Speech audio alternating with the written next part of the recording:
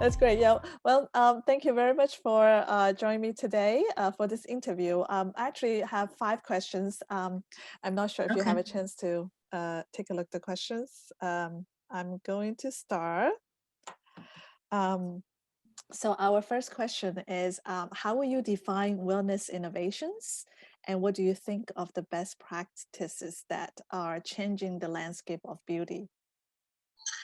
Okay. So, first of all, I'm happy to be here. Wellness is one of my favorite topics to speak about, and wellness is nothing that is new, right? As soon as the we were here on the earth, wellness has been practiced. There's been many rituals and such. So, when I look at wellness, there's two different aspects that I'm looking at. I'm looking at what are some of the rituals that are being taken into consideration, looking at Mhm. different heritages and bringing them back into today's society and how we address them culturally.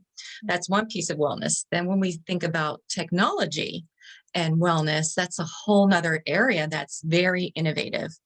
And in that aspect, there are different types of devices, or I would say digital engagement, that have come to the market and are still on the scope of coming to the market. So, for example, there are different types of say rings that you can wear, or like the Fitbit, or different type of technologies that kind of read our everyday processes, whether it's our heartbeat or our sleeping Mm, patterns, our yeah. temperature, and those types of things. So wellness is a big category. To go back to what is it, what are we looking at today? I think when it comes to beauty Mhm. and wellness, one of the areas that I find very innovative is the neuroscience area. Mm. And that's the piece where we're really looking at the brain and how it functions and how we relate to our daily environment. And Mhm. when it comes to beauty, how do we merge the two of those together? So, how are we connecting beyond our five senses? Wow.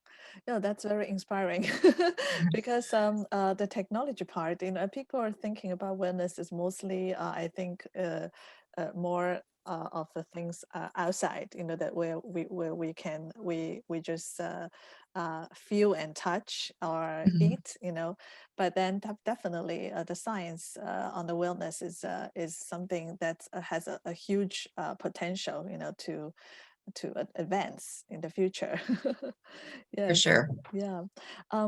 My next question is, what do you foresee as the next trends in the well-being sector, and how should we navigate the changes successfully? So when I think of wellness and trends, I kind of think of it more as a lifestyle. Wellness, for the most part, is a lifestyle, because to me, a trend is something that comes and we practice it for a little while and it goes. But wellness Mm, is here. It's a lifestyle. So I think one way of looking at that is, where are we going with our products as far as benefits and functional benefits?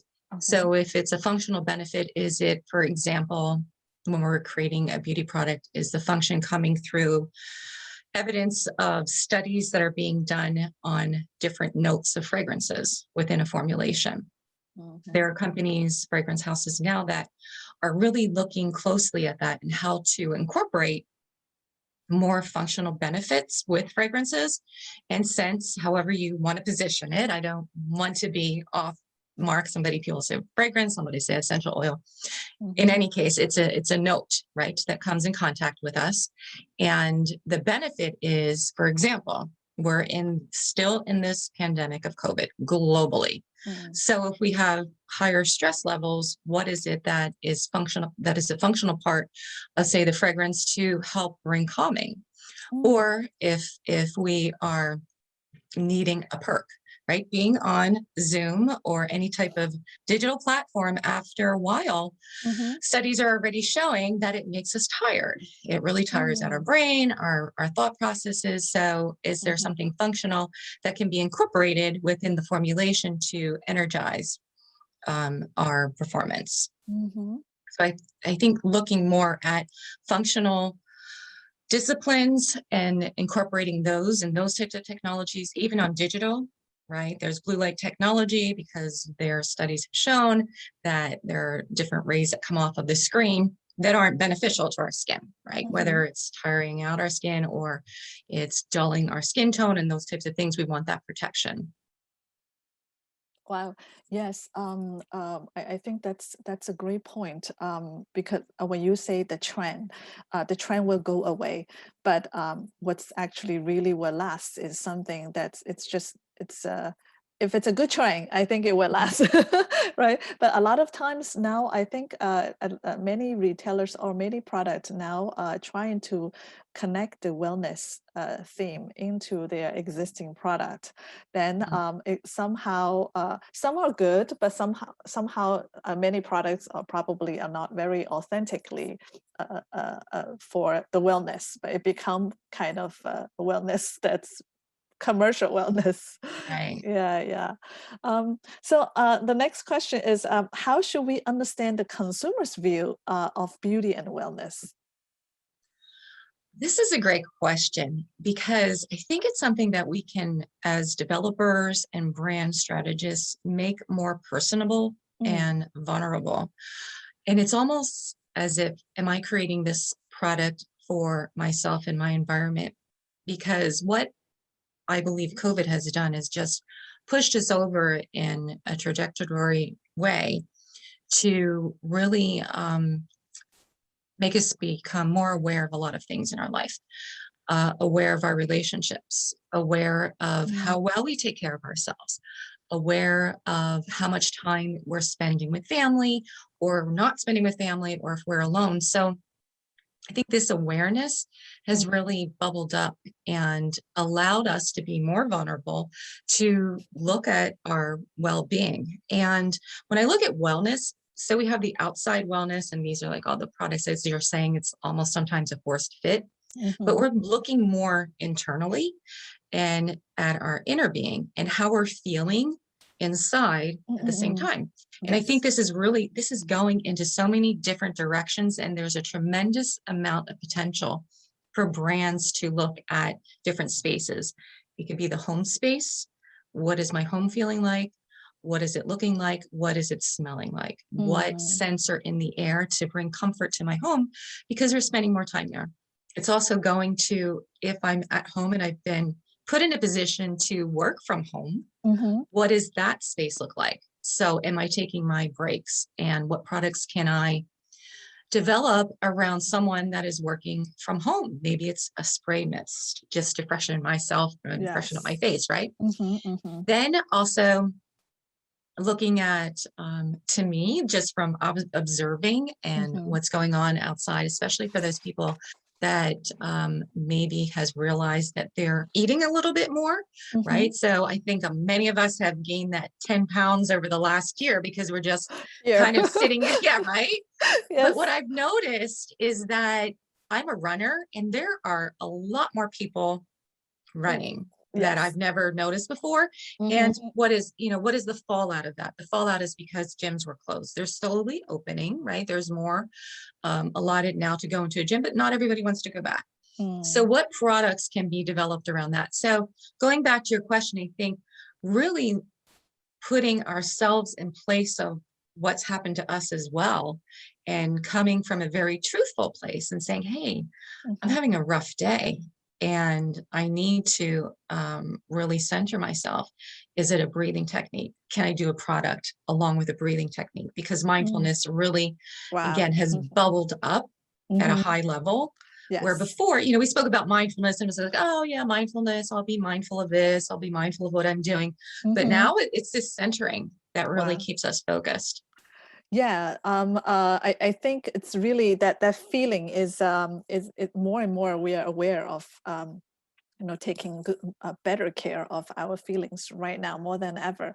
And Yeah. there's one thing I think there's some product actually would probably has not uh, uh, it's not a wellness product at all, but somehow some product that has give people the feeling about like sustainability experience, and also to show the authenticity, so that kind of products kind of make people feel good about using it. Like it's like the product that feels the product itself is not wellness, but then when I use it, I say, oh wow, it's cleaner, it's better for the environment. It's also a wellness kind of feeling. Right. Yeah, it's Yeah. interesting. Yeah, I see wellness in two perspectives. I see wellness in the world, and I spoke about this last year on a panel that I was on. And there's two avenues. There's wellness in the world, so that's sustainability, natural ingredients. What is my carbon footprint? But then there's wellness between myself and my relationships, and that's the piece Wow. of wellness that I believe that our products can enhance individually, but also for the most part, so going back to relationships, so we've all at some level gone through trauma this last year. Things have been taken away from us, just things changed overnight. So that is the inner piece and inner part, whether it's healing, whether it's bringing joy back into our lives or happiness into our lives, that kind of have been stolen. So I just kind of see wellness in two different perspectives, and it's more holistic now, whereas before it was from the outside in, right? So now it's really getting inside in our feelings and how we're addressing our environment and our behaviors around that. Yes, that's great. um, my next question is, how can a brand fulfill their unmet need to expand the portfolio and become a leader in the growing market? This is a great question, because to become a leader in the market is intentional, it's consistency, and it's clarity. So if I'm a brand and I've got a target and I've got a demographic that's doing well, I would caution, don't be a force fit. Not every brand is going to be for everyone. But if you have a brand that is in existence and you want to move into the wellness area, there's a way to really look at, again, looking at lifestyles, and lifestyles, all different areas, whether it's exercise, whether it's the travel industry, whether it's the financial industry, whether it's the spiritual realm of what people do. Look at that lifestyle and make the connection there with your brand. That's part of it. It's like the positioning first and what's the concept. I think that there's a tremendous amount of opportunities for brands that want to move into wellness to move there. The second piece would be looking at your formulations in general. And to me, and this is what I do and I love to do as part of product development, is really look at formulas across the board in the brand and start to create from what may be a consistency in an ingredient in your formula, or what may be a thread that you can bring together that responds to wellness in some way. So there's a way for brands to do this, but it's very thoughtful. And I don't think it's something that can be done, okay, well, tomorrow I'm going to be a wellness brand. It's kind of like a buildup. You have to build up into it and really be consistent and factual. I think one of the things that has really happened specifically in, I'm going to say post-COVID, but really not post yet, Right. we're We still hope living so. this out. I know. We're Yeah. doing the vaccines and stuff. And it was kind of, as I was thinking about my time with you, I'm like thinking, well, with wellness, and we're doing wellness even as a community, how many people are posting, got my first vaccination, got my second vaccination, and everybody's saying, yay, you're helping us out. But I went off track for a second.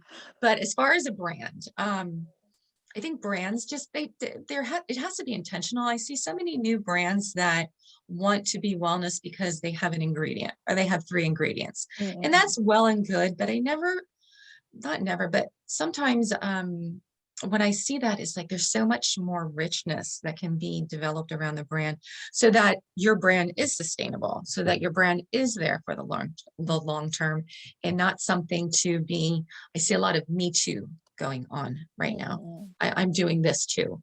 I'm being, I'm being sustainable. Well, sustainable is good, but I'm being clean. I'm being clean too. Yeah. I have no parabens either. You know, those types of things, I think it's at this point to me, it should be a standard. We Yeah, just yeah, that's formulation, it's just make totally it a agree. standard.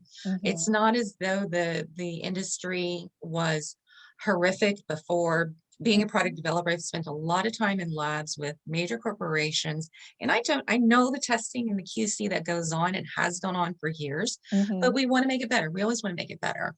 Mm-hmm. So I think for brands, for sure, make it intentional.